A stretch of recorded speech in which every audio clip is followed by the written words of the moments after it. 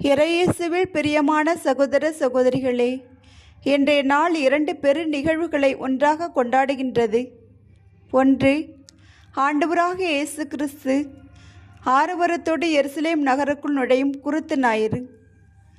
மற்றொன்று, ஆண்டவரின் பாடுகள் மற்றும் இறப்பை சுட்டிக்காட்டும் பாடுகளின் ஞாயிறு.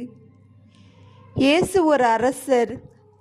அவர் ஒரு துன்புறும் அரசராகவும் மக்களுக்காக உயிரை கொடுப்பவராகவும் இருக்கின்றார்.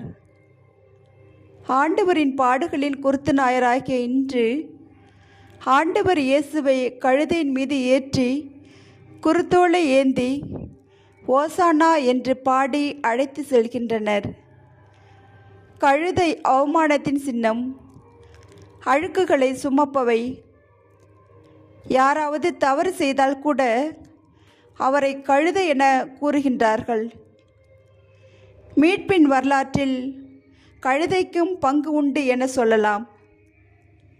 இதோ இன்று ஒரு அரசர் எருசலேம் நோக்கி பயணமாக வருகின்றார்.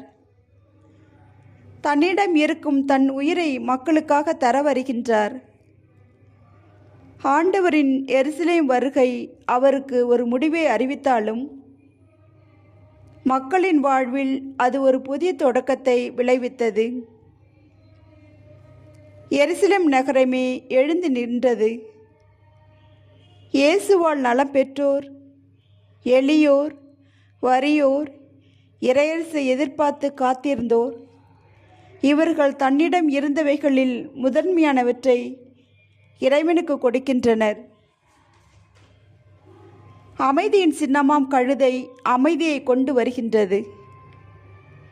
தென்னை மற்றும் வாழை மரங்களில் நாம் பார்த்திருப்போம். குருத்தை கவனமாக பாதுகாப்பார்கள். குருத்து புதிய உயிரை கொண்டிருக்கிறது. குருத்து வருகிறது என்றால் அங்கே உயிர் இருக்கிறது என்று அர்த்தம். குருத்து தராத மரம் மலட்டு மரம் என்றே அழைப்பார்கள். குருத்தோலைகள் புத்துயிரை அடையாளப்படுத்துகின்றன. இயேசுவின் பிரசன்னம் புத்துயிரை கொண்டு வருகின்றது. ஆடைகள் பாவ நிலையை குறிப்பிடுகின்றன. பாவத்தால் வந்த ஆடை பாவம் போக்க வந்த இயேசுவின் முன் விரிக்கப்படுகின்றது. மேலும் ஆடைகள் விரித்து அதன் மேல் நடந்து வருதல் ஒருவரின் மேன்மையை குறிக்கிறது.